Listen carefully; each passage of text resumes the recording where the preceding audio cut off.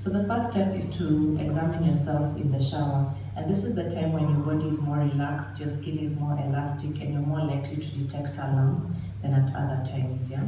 And so you try and detect any lumps in a circular motion. You can go in any direction, either clockwise or anti-clockwise.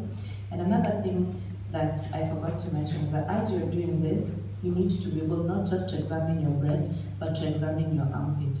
And this is the reason, because the anatomy of the breast is structured in a way that the end of the breast ends actually in your armpit. It's called the axillary tail of the breast. And if you have a lump and you have it in your armpit, it could actually be a breast lump, but it feels like it's in your armpit, so you ignore it, you're like, there's no breast in my armpit.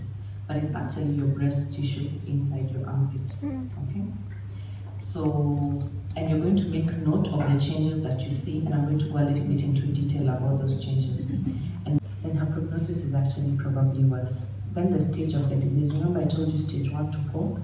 Where stage 4, if it's gone to your brain, to your bone, to your spine, to your lung, to the stomach, then of course the prognosis, the chances of you surviving are much worse than if it's only a tiny lump in your breast. And then the grade is the severity of the tumor. And then we have something called estrogen and progesterone receptor status.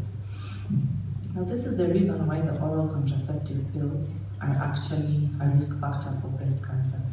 There are certain breast cancers that have an affiliation to estrogen, and then there are certain that have an affiliation to progesterone.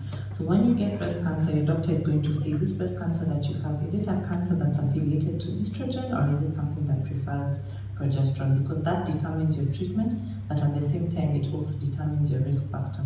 So if you've been taking oral contraceptive pills, for example, and you have a cancer that is more affiliated with progesterone, then it's likely that the oral contraceptive pill is likely to predispose you to the cancer of the breast. And so as I mentioned, the most important part about the estrogen and the progesterone receptor status is that it dictates the kind of treatment that you'll receive. You can get an area of hardening like what they're trying to describe over here, yeah, and then the breast looks normal, the rest of the breast, or you can get an indentation. You see the way this, it has a tiny kind of excavation, yeah, you can get that, you can get something like this appearing in breast cancer. Or you could get the skin being eroded or having some kind of pimples or things that don't quite look normal. That could also be a sign of breast cancer. You can just get redness. No swelling, no lump, just an area of redness like this. Yeah?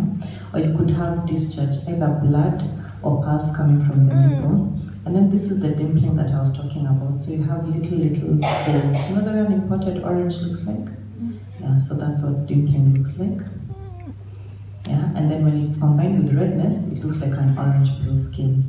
And then sometimes it could look absolutely normal, but there's actually a lump underneath the skin that you cannot see on the contour, but it appears underneath here. You could have a nipple or just...